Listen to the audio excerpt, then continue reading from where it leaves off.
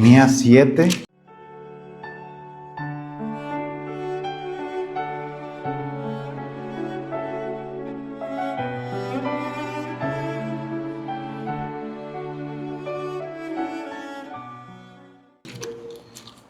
Por favor.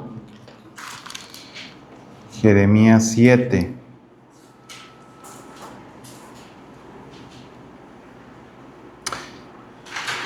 Dentro de los dones que nos ha dado nuestro buen Dios al crearnos a su imagen y semejanza, está la cordura. La cordura nos permite reconocer la realidad, distinguir entre lo verdadero y lo falso, entre lo bueno y lo malo. Sin embargo, el pecado afecta nuestra manera de ver la realidad. Nuestro corazón, dice la palabra de Dios, precisamente aquí en el libro de Jeremías, que es engañoso y perverso. Y pueden obrar en contra de nuestra cordura hasta llegar a distorsionar nuestra percepción de la realidad, confundiendo la verdad con la mentira. Y esto ha ocurrido a lo largo de la historia en distintos puntos del planeta. ¿Cómo explicar, por ejemplo, la justificación de la esclavitud? Que los hombres puedan comprar y vender a otros hombres. O que hay una raza de los hombres que está por encima de otra. O que es correcto matar en el vientre de su madre a un bebé. Cosas como estas que no caben en una mente cuerda son producto de la justificación que el hombre hace una vez que ha perdido la cordura. Esto fue precisamente lo que ocurrió con el pueblo de Judá. Ellos se habían convencido a sí mismos, se habían autoengañado de que estaban seguros que no podían ser destruidos porque el templo de Jehová estaba con ellos en Jerusalén. Pensaban que podían vivir pecando contra Dios y aún así permanecer bajo su protección porque tenían el templo. En el nuevo pacto en el que nosotros estamos, la presencia especial de Dios ya no está en un templo físico, sino en la iglesia, que es el templo hecho de piedras vivas, como dice el apóstol Pedro. La presencia especial de Dios está en la iglesia. Y claro, no nos referimos al edificio, sino a los creyentes en quienes mora el Espíritu Santo. Sin embargo, esto no evita que nos sintamos tentados a servir y poner nuestra confianza en los ídolos antes que en Dios. Hoy vamos a analizar pecados específicos que Dios le hace ver a Judá. Después vamos a ver el llamado que le hace a Judá para que se arrepienta de esos pecados. Y finalmente, el juicio que Dios anuncia sobre ellos porque no quisieron arrepentirse. Y al final, en el tiempo de las aplicaciones, vamos a analizar nuestra realidad a la luz de nuestro texto, y nos vamos a dar cuenta de que aunque los tiempos han cambiado, en esencia no somos tan distintos a Judá. Dios quiere usar este sermón para despertar nuestras conciencias, transformar nuestro corazón y cambiar, ¿verdad?, nuestras conductas. Entonces, en el bosquejo de este mensaje vamos a ver entonces 3 puntos, aunque no van a ser versículos consecutivos, sino que cada tema contiene distintos versículos entremezclados, ¿no? Primero vamos a ver los pecados de Judá contra Dios, luego vamos a ver el llamado de Dios para Judá, para que se arrepienta de esos pecados, y por último, el juicio que Dios anuncia porque no quisieron cambiar, no quisieron arrepentirse, ¿verdad? Entonces, pecados, llamado y juicio. Vamos a ver en primer lugar los pecados de Judá contra Dios. Y vamos a ver 8 pecados que enlista Dios. El primero de ellos es que confiaban en el templo de Jehová, no en Jehová mismo. El pueblo repetía: templo de Jehová, templo de Jehová, templo de Jehová es este. Para ellos el edificio era un amuleto. Los falsos profetas le habían hecho creer a Judá que su casa en Jerusalén no podía ser destruida. Además, pensaban que por el solo hecho de visitar el templo, sus pecados quedaban perdonados y decían: librados somos. No acudían al templo de Jehová para buscarle de todo corazón, sino para apaciguar sus culpas y luego salir de ahí y seguir practicando los mismos pecados. En esencia, eso se llama hipocresía, falsedad. Dar una apariencia de piedad, también dice la palabra. En segundo lugar, confiaban en palabras engañosas. Lo vemos en los versículos 4 y 8. Dios les advierte: no fiéis en palabras de mentira. Y en el versículo 8 dice: he aquí vosotros confiáis en palabras de mentira que no aprovechan.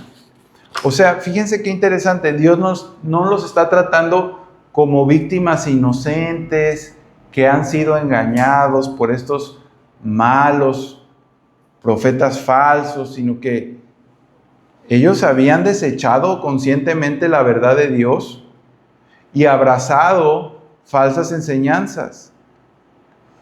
¿Por qué? Pues porque les resultaba más cómodo para sus intereses. Y por sorprendente que parezca, una persona o toda una sociedad, toda una nación, un pueblo, puede llegar a convencerse de que una mentira es verdad. Si la repite de manera paulatina y constante, termina estableciéndose como una verdad. Eso lo vemos, como ya dije, en distintas etapas de la historia. Cuando terminó la Segunda Guerra Mundial, los mismos alemanes, repasando su historia reciente, no podían explicarse cómo se habían convencido de todo lo que el nazismo les había hecho creer. Esto ocurre con mayor facilidad cuando la mentira resulta favorable a los intereses de uno. Y poco a poco, la persona o toda la nación completa deja de someter sus convicciones a la verdad y termina traicionando su coherencia e integridad. En el caso de Judá, la mentira consistía en que la presencia del templo les garantizaba la protección, sin importar que vivieran de espaldas a Dios. Eso no es lógico de ninguna manera. Porque ¿qué es más poderoso, el templo o el Dios que puso ese templo? Dios les pregunta en el versículo 11: ¿es cueva de ladrones delante de vuestros ojos esta casa sobre la cual es invocado mi nombre? Obviamente es una pregunta retórica cuya respuesta es: no, no debería de ser cueva de ladrones. O sea, sí, obviamente sí lo estaba haciendo, pero no debería de ser. Y esa frase también la usa el Señor Jesucristo cuando voltea las mesas de los cambistas en el templo, ¿verdad? Porque cueva de ladrones, no sé si se acuerdan del famoso cuento de Alí Baba y los 40 ladrones. ¿Se acuerdan dónde escondían sus tesoros? En una cueva, porque la cueva es el lugar donde el ladrón va a refugiarse después de cometer un robo. De la misma manera, Judá acudía al templo no para dejar su pecado, sino para sentirse protegido después de pecar. Al cabo ya estoy cumpliendo. Dios, ya pisé tu templo santo. Y de esa manera tranquilizaban sus conciencias. En resumen, habían sustituido la verdad de Dios por una falsa interpretación religiosa que les resultaba muy conveniente para tranquilizar su culpa. Tercer pecado, practicaban injusticia contra el prójimo. Y esto lo hace saber Dios en el versículo 5. Dice, si con verdad hicieres justicia entre el hombre y su prójimo. El texto entonces nos hace ver que había corrupción, abuso, injusticia. Decían ser el pueblo de Dios, pero su vida no lo reflejaba. El cuarto pecado es que oprimían a los más vulnerables. Esto lo vemos en el versículo 6. Judá oprimía a 3 sectores de la sociedad que son los más indefensos: los extranjeros, los huérfanos y las viudas. Son fáciles de explotar. Dios muestra que la verdadera condición espiritual del pueblo se ve por cómo tratas a los más vulnerables. El famoso Mahatma Gandhi escribió que la condición espiritual de un pueblo puede verse por cómo tratan a sus animales. Me acuerdo que el veterinario que yo frecuentaba tenía esa frase en un pequeño cuadro ahí donde recibía a las mascotas. Pero quizá si Gandhi viviera hoy, modificaría su frase, porque hoy en día, ¿a poco no tenemos mascotas muy bien cuidadas? Mientras que los bebés son abortados, los niños son abusados, traficados y olvidados. Fíjense cómo siempre Dios es más sabio que cualquier hombre. Dios sostiene que nadie puede decir que ama a Dios mientras abusa de quienes necesitan protección y ayuda. La verdadera condición espiritual de un pueblo se ve por cómo trata a los más vulnerables.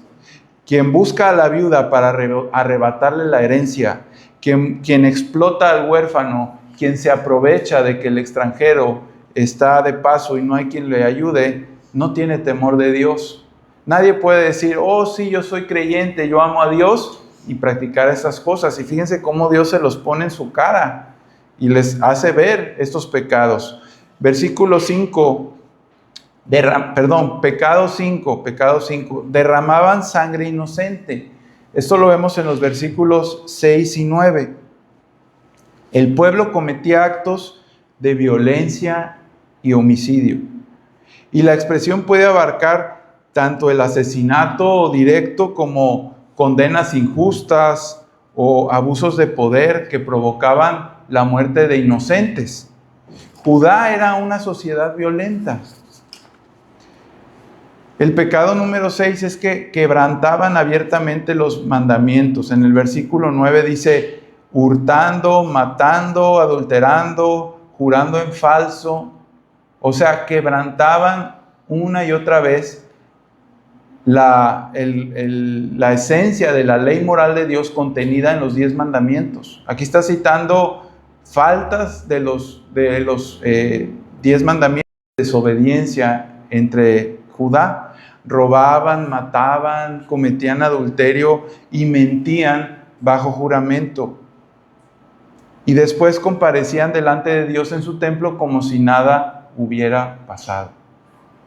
Fíjense cómo la relación con Dios va mucho más allá de tener un lugar donde congregarse, ir a Él, tener sana doctrina. Dicen, si tú estás cometiendo adulterio, realmente hay un grave problema en tu corazón. No se trata de guardar solamente las formas. ¿Cómo está en realidad tu corazón ante Dios? Pecado número 7, practicaban la idolatría. Esto lo vemos en los versículos 6, 9, 17 y 18. Seguían a dioses ajenos, quemaban incienso a Baal. Además, el culto idolátrico involucraba a toda la familia. Cuando dice, los hijos recogen la leña, los padres encienden el fuego y las mujeres amasan la masa. O sea, el pecado era de toda la comunidad organizada, los hijos, los padres, las mujeres, toda en familia participaban juntos en la preparación de ofrendas a la reina del cielo. Este era un título que se le daba a una diosa pagana, muy posiblemente Astoret, que era una diosa de los fenicios, que les brindaba, según ellos, prosperidad, fertilidad, etc. La idolatría entonces ya no era una desviación aislada de unos cuantos, sino que formaba parte de la vida familiar y social de Judá. Entonces, mientras supuestamente adoraban a Dios, también adoraban a otros ídolos. Pecado número 8. Rechazaban las advertencias persistentes de Dios. En el versículo 13 dice: os hablé desde temprano y sin cesar, y no oísteis. Os llamé y no respondisteis. Fíjense que Dios cuenta como un pecado el no atender su voz. Sin embargo, el pueblo no quiso escuchar, no quiso responder. Ya vimos el domingo pasado cuando dice: no escucharemos, ¿se acuerdan? No cambiaremos. Bueno, su pecado era grave porque ellos ya habían recibido muchos llamados, muchas advertencias y no querían corregirse. Entonces, esos son los 8 pecados puntuales, 8 grandes faltas que Dios les muestra. Ahora vamos a ver el llamado de Dios al arrepentimiento, porque todavía en su paciencia Dios le llama arrepentimiento. Acuérdense que 40 años duró el ministerio de Judá llamando al pueblo a arrepentimiento antes de que finalmente viniera el imperio babilónico y arrasara Judá. El llamado de Dios al arrepentimiento lo vemos entre los versículos 1 y 7 y en el 13. Por ejemplo, en frases como: mejorad vuestros caminos y vuestras obras. Este es un llamado constante del que nadie puede decir: no, yo ya llegué al máximo de obediencia posible. Fíjense que todos estamos llamados a mejorar nuestros caminos. Siempre podemos ser un poquito mejor. La altura o el tope, ¿quién es? Es el varón perfecto. ¿Alguien puede decir que ya he llegado al tope? No, siempre podemos seguir mejorando.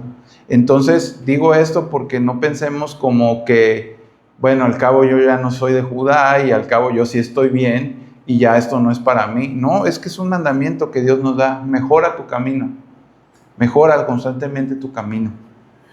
El llamado no era, si se fijan, a cambiar las formas o quiero que las ceremonias cambien este detalle. A veces como cristianos nos centramos mucho en que el pan de la cena debe ser sin levadura y debe tal vez que si el jugo de la vid, y otros dicen no, que debe ser vino y por estas cosas a veces estamos discutiendo cuando en realidad hay adulterio entre nosotros, hay violencia familiar, hay cosas horribles que ni siquiera nos saludamos tal vez, y cuando estamos viendo formas y detalles que ciertamente son importantes, pero la esencia, como cuando Cristo le dice a los fariseos: habéis olvidado lo esencial, el hacer el bien, el tener misericordia, eso es lo más importante, y estás preocupado por diezmar la menta y el comino, que eran pequeñas hierbitas del huerto que crecían ahí, que ay, no se me vaya a pasar el diezmo de la menta y el comino, cuando en realidad lo más importante lo estás pasando por alto. El llamado no era aumentar las ceremonias o a modificarlas, sino a atender el corazón. Debían dejar de confiar en las palabras de mentira. Debían hacer justicia entre el hombre y el prójimo. Debían dejar de oprimir al extranjero, a la viuda, al huérfano. Debían dejar de derramar sangre inocente. Debían abandonar su idolatría. Debían escuchar y responder a la voz de Dios. Nada más. Dios les estaba pidiendo un verdadero arrepentimiento de todo su corazón. Cambia tu camino. No digas que vas a cambiar. Cambia de verdad.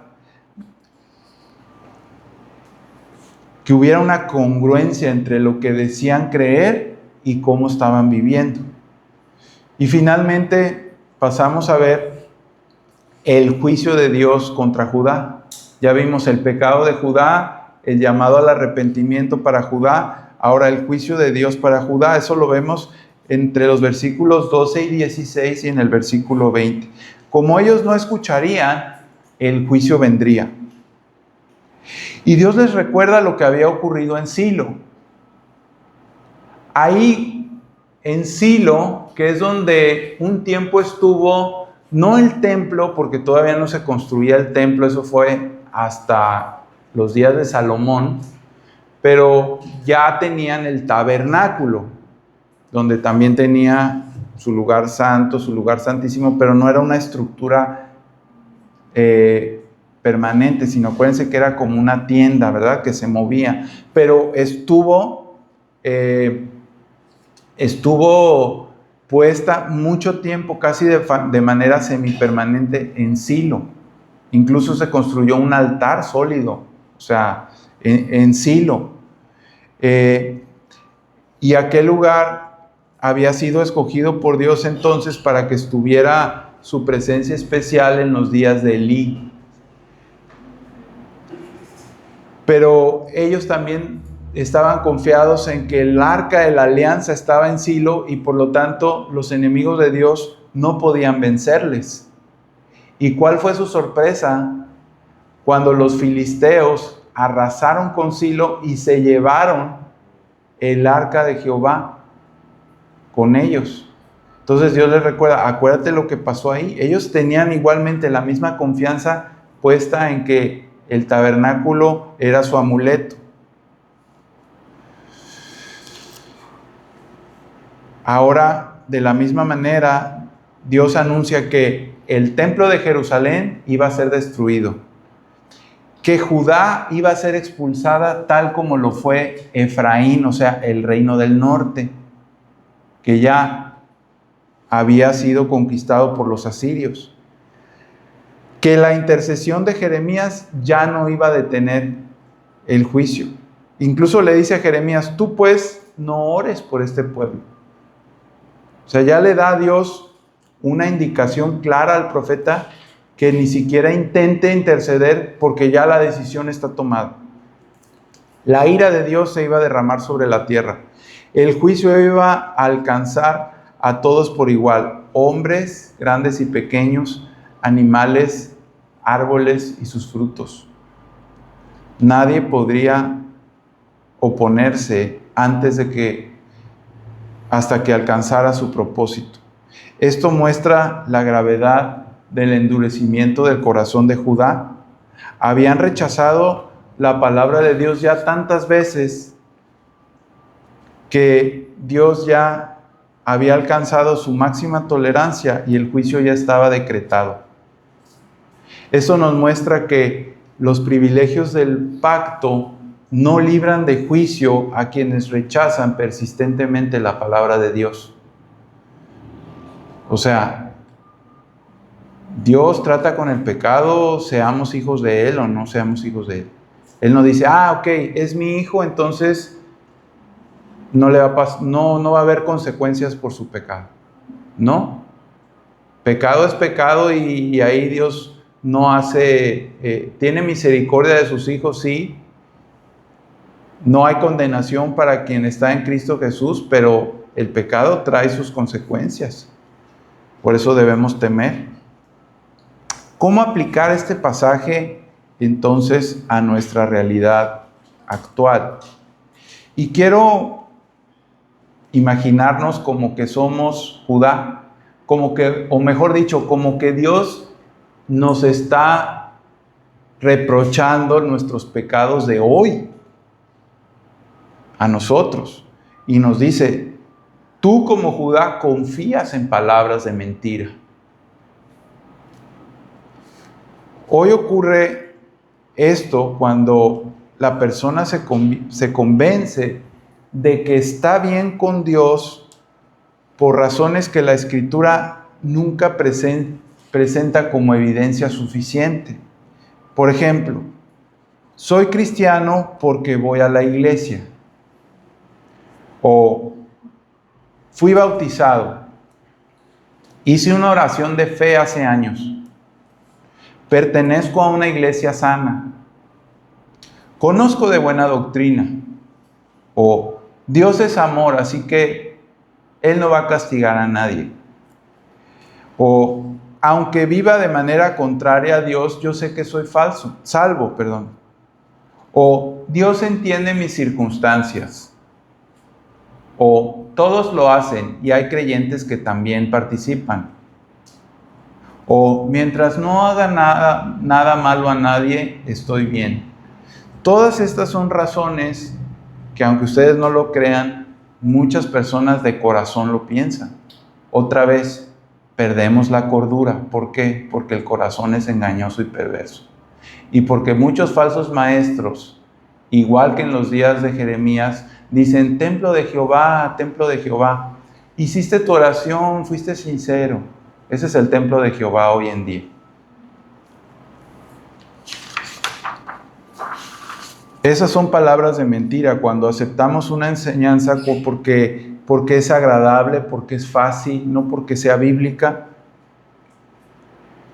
Hoy en día se acepta un mensaje que promete prosperidad, autoestima, éxito, tranquilidad, pero que no confronte mucho el pecado, ¿no? Si se dan cuenta, el folleto de eres una buena persona, ¿cómo empieza?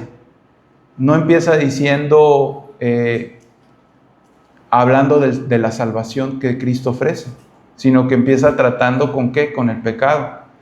¿Por qué? Porque por medio de la ley podemos conocer que somos culpables, que estamos en falta ante Dios, ¿verdad? ¿Y qué pasa? Que no empezamos a ser incapaces de soportar esa culpabilidad. La ley es nuestro ayo para llevarnos a Cristo. La ley muestra el pecado genera sentimiento de culpa, la culpa nos lleva al arrepentimiento. Cuando Cristo, entonces vemos en Cristo la única opción viable para salir de la condenación. ¿Cómo empezó Pedro su discurso en el que 3,000 personas fueron salvas? Cuando le dice: ustedes mataron al autor de la vida.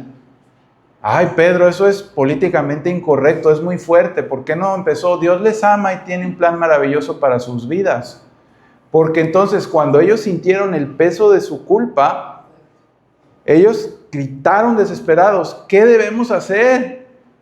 Entonces viene la respuesta, que es: cree en Cristo y sea bautizado para que tus pecados sean perdonados. Y ese día se añadieron 3,000 a la iglesia, ¿verdad? Entonces, el pecado debe ser confrontado. Y aquí, eso es lo que hace Dios. ¿Qué está haciendo Dios aquí? Alguien diría: ¿qué mensaje tan duro? ¿O qué Dios tan severo? No, es que necesitas entender en qué estás mal. Si no, nunca lo vas a reconocer, y si no, no te vas a arrepentir. Entonces, nosotros debemos examinar nuestras vidas, no en lo que decimos creer, porque otra vez nuestra falta de cordura ya nos autocreímos que estamos bien porque venimos a la iglesia. No. Examina tu vida en estas cosas que Dios te dice. ¿Haces justicia al prójimo? Ay. Un cristiano puede actuar injustamente cuando trata a las personas según le conviene, o según esas personas tengan riqueza o le representen una utilidad. Por ejemplo, un empresario cristiano que no paga correctamente a sus trabajadores. Un empleado cristiano que cobra por trabajo que no realizó. Un cristiano que altera cuentas, facturas o reportes. Un cristiano que favorece a familiares o amigos de manera indebida, lo que se llama nepotismo, ¿verdad? Un cristiano que juzga un conflicto escuchando solo una parte y no ambas partes, y toma partido. Un cristiano que murmura y difama a una persona sin pruebas. O un cristiano que anda chismeando, ¿verdad? Un cristiano que retiene ilegítimamente lo que le pertenece a otro. Dice: no, es que eso no es robar. Oye, no es tuyo, ¿por qué no vas y lo devuelves? Pues es que me sirve. Un cristiano que incumple un acuerdo y después busca una justificación bíblica. Ah, no, pero es que la Biblia dice, entonces a mí eso me justifica ante Dios. O dentro de la iglesia que se protege al influyente y se ignore al débil. Como Santiago cuando dice, a ver tú rico, siéntate aquí en el mejor lugar, tú pobre, espera sentado allá atrás. Eso no debe ser. Nuestra adoración entonces queda contradicha cuando tal vez cantamos, oramos, predicamos la palabra de Dios correctamente, pero nuestra vida en estos detalles es donde debemos poner la mira, porque podemos otra vez engañarnos a nosotros mismos. ¿Qué tal lo de oprimir al extranjero, al huérfano y a la viuda? Vamos a verlo en nuestra realidad actual, ¿verdad? Estos sectores vimos que representan a los más vulnerables. Hoy se incurre en este pecado cuando, por ejemplo, se paga menos a un migrante que no puede defenderse. Ahí, por ejemplo, los norteamericanos tendrán que examinarse, ¿verdad? Porque muchos de ellos se benefician de esa situación. O explotar laboralmente a quien necesita desesperadamente un trabajo, ¿no? Oye, que tocan tu casa, oye, es que sí. Ah, sí, mira, lava todo mi coche, mi entrada, barre aquí y te doy 10 pesos. Ay, gracias, te va a agradecer por de la desesperación, pero no es un sueldo justo, ¿verdad? ¿Cuánto te sale que te lavan el carro? Por lo menos 100, 200 pesos y le quiero dar 10 pesos porque lo vi desesperado. Engañar a un anciano que no comprende bien un contrato. Desatender a niños abandonados o que viven en hogares desintegrados. Abusar de las personas pobres mediante préstamos o intereses injustos. Hoy en día hay empresas que se sirven de estas prácticas usureras. Tratar con desprecio a quien tiene menor educación o posición económica que uno. Utilizar a necesitados para aparentar caridad o construir una reputación. De eso están llenas las redes sociales, ¿verdad? Véanme aquí ayudando a él, pero espérate, la foto, ¿ya está la foto?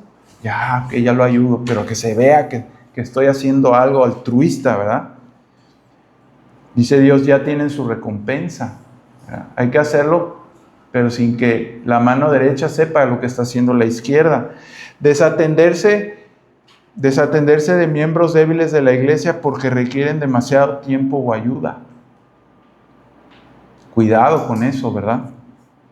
Entonces, vemos cómo esta opresión que Dios reclama no siempre consiste en violencia directa. También puede tomar la forma de indiferencia. Saber que alguien está en ayuda y no hacer nada. Y las iglesias también pueden fallar aquí, cuando tal vez tenemos muchas actividades internas, pero apenas ayudamos a los vulnerables. No hay que olvidarnos de eso. Cuando Pablo fue enviado a su ministerio, le dijeron una sola cosa, ¿se acuerdan? No te olvides de los pobres y de los necesitados. El trato que damos a quienes no pueden recompensarnos muestra entonces cómo está nuestro corazón. Si nada más ayudamos al que el día de mañana nos puede regresar el favor, estamos mal. ¿Qué tal lo de derramar sangre inocente?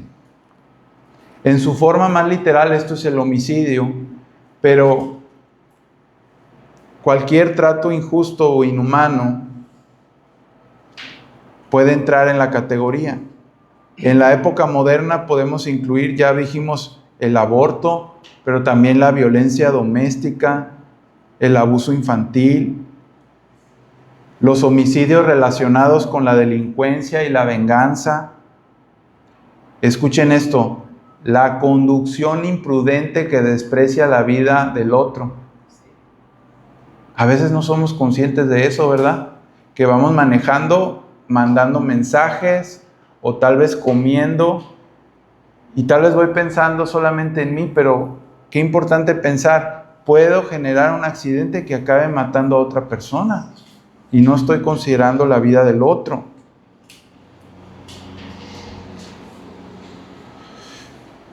Jesús nos enseñó que el homicidio comienza con el odio, con la ira hacia el otro, el desprecio hacia el prójimo. No significa que la ira equivale al asesinato, pero comparte su misma raíz moral. Por eso nosotros también debemos cuidar nuestro corazón de que no tengamos el deseo de que alguien sea destruido o sentir satisfacción por la desgracia de un enemigo, o usar lenguaje deshumanizante que trata como cosa a la persona por más mala que sea o que se nos presente. Usar palabras crueles o tener una indiferencia ante el que sufre. Incluso puede haber una manera de derramar sangre cuando se destruye injustamente la reputación de una persona.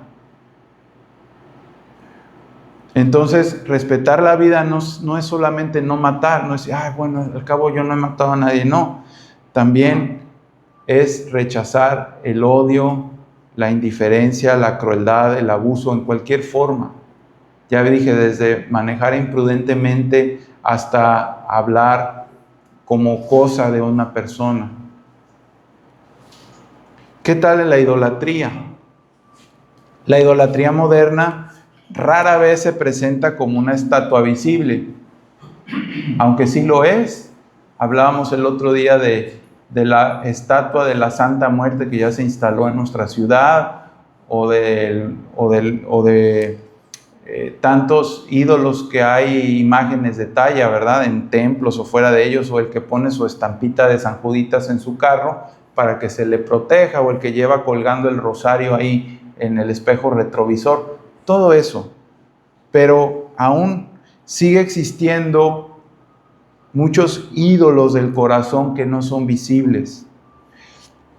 El dinero, la fama, los negocios, el placer, la familia, la salud, la belleza, la comodidad, la aprobación de los demás, el poder, incluso hasta el ministerio de la iglesia puede llegar a ser un ídolo si se coloca por encima de Dios. Una persona puede adorar a Dios externamente y al mismo tiempo organizar toda su vida alrededor de un ídolo. Por ejemplo, si el dinero termina determinando mis decisiones más que la voluntad de Dios, en realidad el dinero es mi Dios. Si peco para conservar una relación, en realidad esa persona ocupa un lugar de ídolo en mi corazón. O sea, si yo prefiero fallarle a Dios que a una persona, en realidad esa persona está por encima de Dios. Si no puedo soportar perder mi reputación, probablemente vivo para la aprobación humana, no tanto para la gloria de Dios. Si mi paz depende completamente de mi estabilidad financiera, entonces mi confianza real no está en Dios, está en mis riquezas. Si sirvo en la iglesia para sentirme importante, más que para que Dios sea honrado y glorificado, en realidad mi supuesto servicio a Dios no es más que un ego personal. Si se dan cuenta, yo puedo estar albergando ídolos de manera consciente o inconsciente. Por eso Dios me llama a mejorar mi camino. La idolatría también puede ocurrir como estos de Judá que adoraban a la reina del cielo y a Baal y además a Dios. También dentro de la fe cristiana, algunos siguen consultando horóscopos, un poco por curiosidad, o las constelaciones, o si visitan Catemaco, ¿por qué no ir con el que les hagan una limpia? O practicar yoga porque es muy bueno para el cuerpo, pero se meten también dentro de la filosofía. que digamos que envuelve a esta disciplina, el espiritismo, los decretos, las energías, rituales, etcétera. Todo eso es también idolatría, superstición.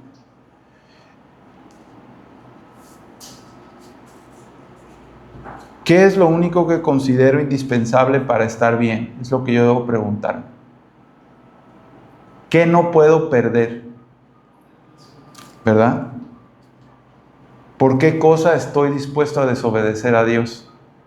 Si hay algo que entre en esa respuesta, entonces ese es mi verdadero Dios.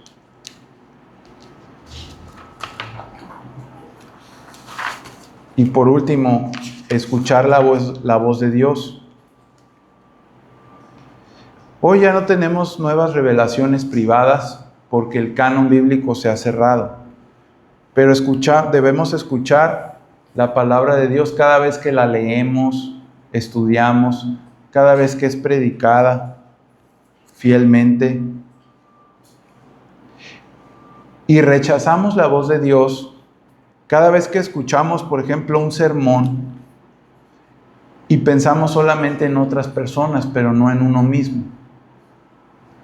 O cada vez que, sí es cierto, reconocemos un pecado, pero no nos damos el tiempo de digerir esa verdad, meditar en ella, ir a nuestro cuarto privado, arrodillarnos y arrepentirnos de ese pecado y orar para perseverar, sino que decimos, otro día lo haré, así como le dijeron a Pablo, ¿no? Otro día te oiremos. Se lee un mandamiento y se buscan excepciones. O sea, estamos estudiando nuestra Biblia, a ver, pero ¿qué tipo de situaciones zafarían de este mandamiento? En lugar de decir, yo no estoy en la excepción, o sea, Dios me está mostrando un pecado en el que yo estoy. O nos repetimos, bueno, Dios me conoce, como excusa para no querer cambiar. Como que, bueno, Él entiende. No, Él no es como nosotros. Para Él el pecado es algo grave y serio. Podemos incluso cambiar de iglesia con tal de no ser confrontados. Esa es una razón muy triste por la que lamentablemente muchos creyentes cambian de iglesia cuando se les confronta con su pecado. Lo interpretan como una falta de amor. Y van y buscan un lugar donde puedan estar más cómodos o donde nadie les conozca y no les puedan confrontar.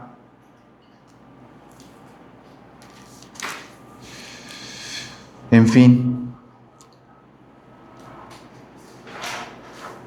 una persona puede escuchar miles de sermones y sin embargo volverse cada vez más dura.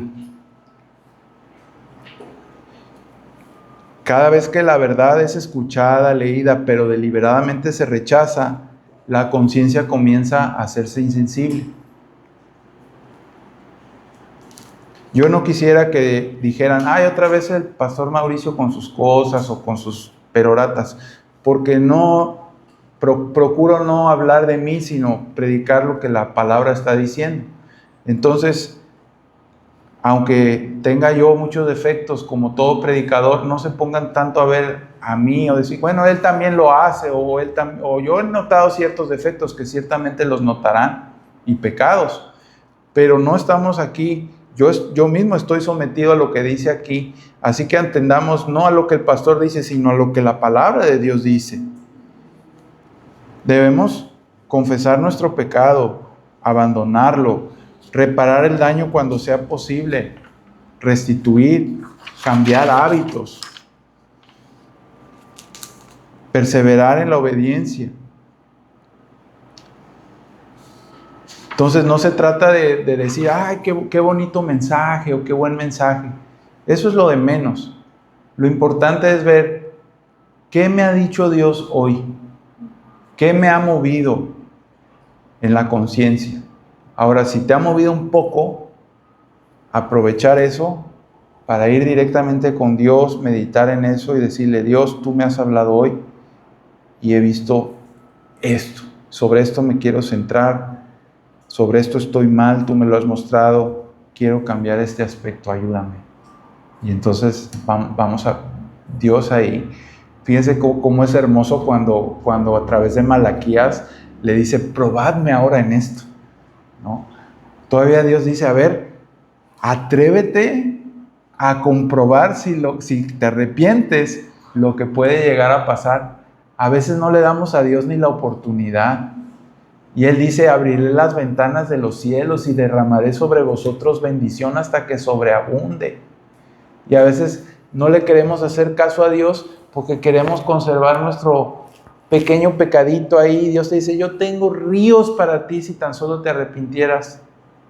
Pero quieres conservar tu desobediencia. Que Dios nos ayude y que cada uno de nosotros aprovechemos esta palabra. Como les digo, nosotros no, como sociedad, como iglesia, como personas, no estamos tan ajenos a los que Jeremías les predicó. Amén. Vamos a orar.